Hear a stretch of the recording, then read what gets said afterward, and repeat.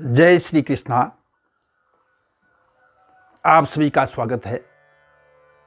मैं आज आपको नवधा भक्ति के बारे में बतलाऊंगा। नवधा भक्ति किसे कहा गया है?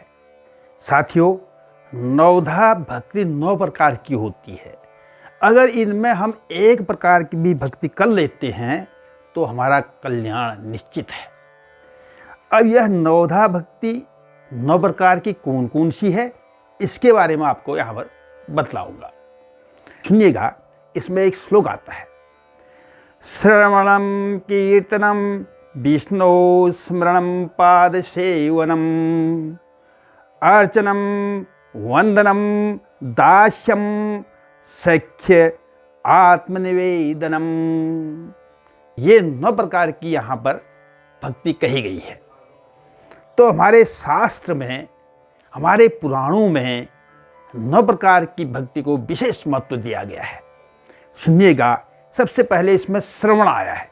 श्रवण के अंतर्गत ईश्वर की लीलाओं का अतृप्त भाव मन से उनका स्मरण करना है, निरंतर सुनना। यानी श्रवण के अंतर्गत अतृप्त मन, जिससे हमारा मन न भरा हो, इस प्रकार से लगातार उसको श्रवण करना है।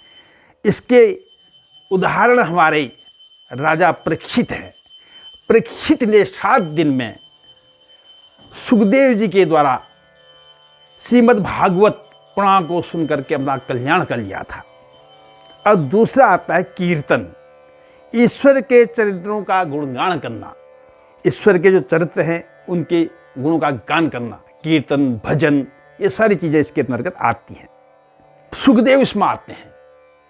सुखदेव जो व्यास जी के पुत्र थे, सुखदेव जी ने जो है ईश्वर का विशेष कीर्तन किया था।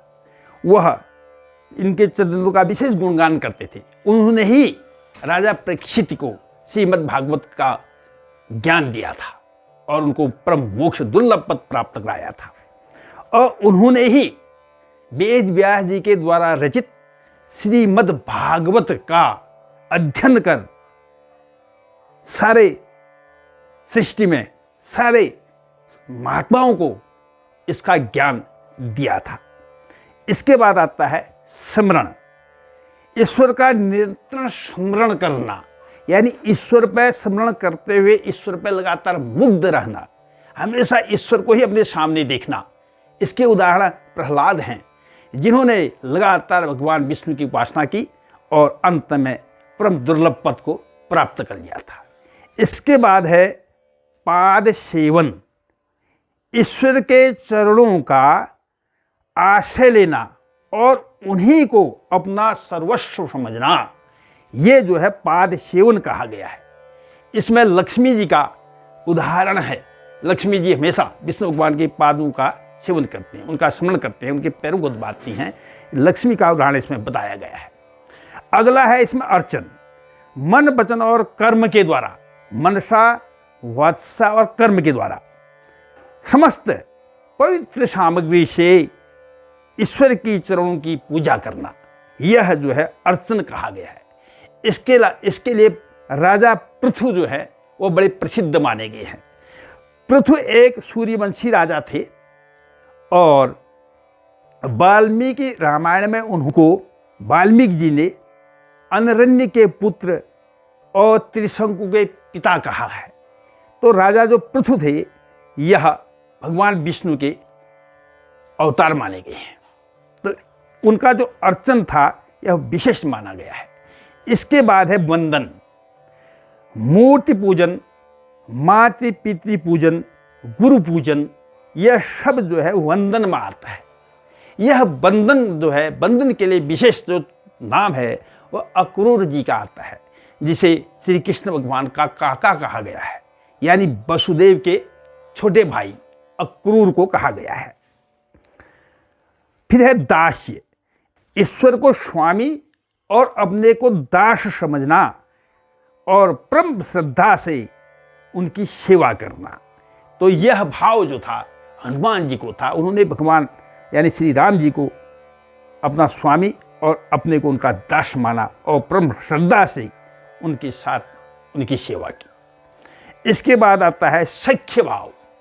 सख्य भाव ईश्वर को अपना सखा समझना, अपना दोस्त समझना और सर्वस्व उसको निवेदन कर देना। यह भाव जो था अर्जुन का विशेष है, जिन्होंने श्री कृष्ण भगवान को अपना सखा माना। इसके बाद आता है आत्मनिवेदन। लास्ट नवधा भक्ति के अंतर्गत आत्मनिवेदन। आत्मनिवेदन श्रेष्ठ अर्चन विधि बताई गई है, सबसे श्रेष्ठ। तो अपने आप को भगवान के चरणों में सदा के लिए समर्पित कर देना, यह जो विधि है, यह आत्मनिवेदन जो है भक्ति की सबसे उत्तम अवस्था कही गई है। तो साथियों, तो इसके दो उदाहरण हैं आत्मनिवेदन की। राजा बलि जो है वह आत्मनिवेदन के लिए जाने जाते हैं। इस प्रकार से मैंने आपको यह नवधा भक्ति के बारे में बतलाया। और भगवान श्री रामचंद्र जी ने रामचरितमानस के अंतर्गत अरण्यकांड में सबरी को यह नवधा भक्ति का उपदेश किया था। उनके आश्रम में जाकर के उन्होंने सभी को नवधा भक्ति के बारे में विस्तृत जानकारी दी थी। तो साथियों, भक्तजनों, अवश्य इनमें से जो 9 प्रकार की भक्ति हैं, इनमें से एक प्रकार की भक्ति अगर हम कर लें तो हमारा निश्चित कल्याण है। इसी के साथ मैं आपसे विदा लेता हूँ। धन्यवाद।